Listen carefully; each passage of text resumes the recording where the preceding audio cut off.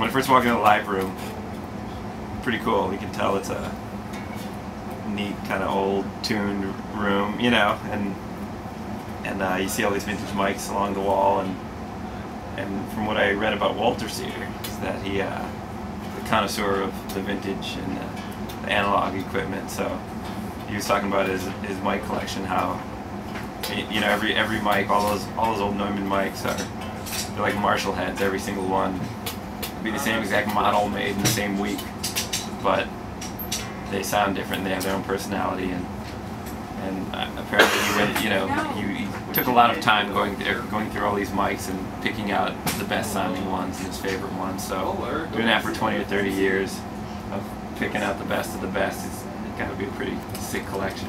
You walk in here, it's almost like an old analog gear museum, you know. Like I'm just walking around geeking out on everything. You know, they got every kind of mic, every kind of ribbon condenser mic, every piece of outboard gear that was created after 1900. You know, it was pretty amazing. Yeah, you know, somebody could be such a connoisseur and be able to buy up all the different mics, even though they're all the same. Each one has its own personality and its own different sound.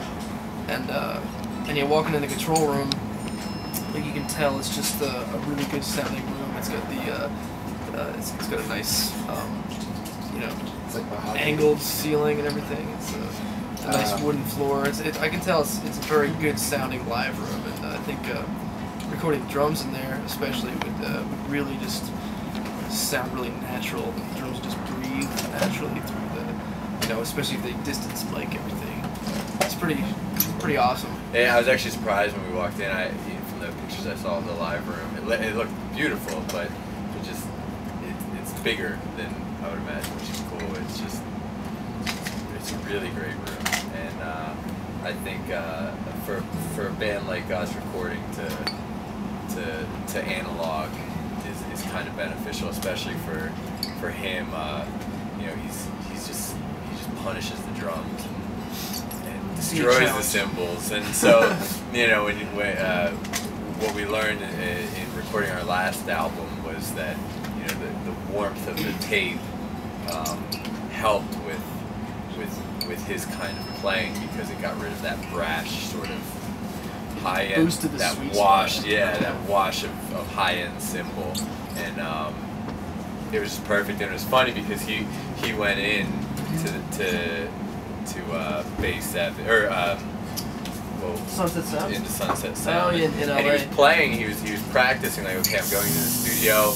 I have to play like I'm going into the studio. Remember, and you're hitting with a lot more finesse and everything, and go through a take, and they're like, RJ, hit the drums. Just bash hit him like you hit him. The best part about using the 2-inch tape was just that natural compression. It just sucks out everything else, and it just brings out the good sound of drums. Right. So, well, when we were at Sunset Sound, they actually had the talkback mic and the speaker from the song Unchained by Van Halen in the middle part, where he's like, oh, tell me how you doing, and then the producer goes, come on, Dave, give me a break, and he's like, one break coming up.